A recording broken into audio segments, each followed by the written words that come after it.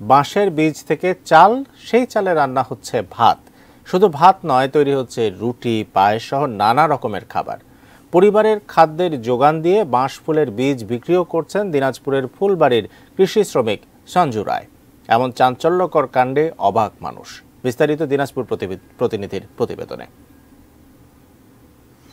বাড়ির পাশেই বাঁশঝাড়, কঞ্চির ডগায় ডগায় ঝুলছে বাঁশফুলের বীজ।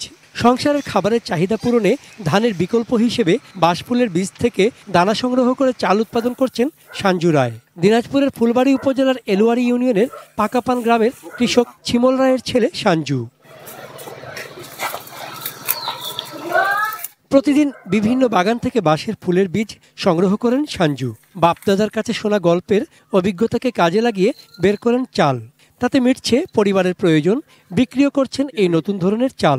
চাউলের বদল বা 40 টাকা কেজি অনুযায়ী চালটা আমি বিক্রি করে দিচ্ছি আর কি, প্রায় 2 মনের কাছাকাছি। দেওয়ার পর সেই চাউলটা আমার 3 দিনের সেল হয়ে গেল আর কি, বিক্রি হয়ে গেল। প্রক্রিয়াটি হলো বাঁশফুল থেকে বীজ বের করে পানিতে ধুয়ে পরিষ্কার করে নেওয়া, তারপর রোদে শুকানো। অবশেষে ধান কলে ছাঁটাই করে পাওয়া যায় অবিকল চালের মতো দানা। সঞ্জুর বাবা মা সহ পুরো পরিবার জড়িত এই কাজে। তারা বলছেন, সাধারণ চালের ভাত, রুটি, পায়েসের মতোই এর স্বাদ। বাড়িতে আনে কুটে হয়ে আনে মানুষ, গ্রামের লোক সবাই নেছে খাতে খুব সুস্বাদ। খিচুড়ি আনছি, পায়েস আনছি, পোলাও, আমাদের যেটাই আমরা রান্না করা সেটা তো খুব ভালো লাগছে। বিষয়টিকে প্রথমে ছেলে মানুষই ভাবলেও এখন ব্যাপক চাঞ্চল্য আশেপাশে। অনেকেই কিনে নিয়ে যাচ্ছেন এই বিরল চাল। সরবরাহ করতে হিমশিম অবস্থা সঞ্জুর।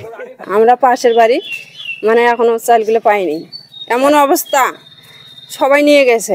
কৃষিবিদরা বলছেন, ধান ও বাঁশ একই প্রজাতি উদ্ভিদ বলে বাঁশের বীজ থেকে চালও পাওয়া যায়। এই চাল ধানের চালের মতোই পুষ্টি সমৃদ্ধ। এটা খাওয়াও যেতে পারে, এটা ভাত হিসেবে, নাস্তা হিসাবে বা অন্য যে কোনো ভাবে এটা খাওয়া যেতে পারে।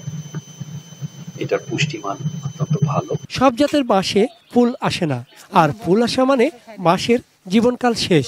তাই এই চাল সম্ভাবনাময় নয়। চন্দন পাল, ডেস্ক রিপোর্ট, এটিএন নিউজ।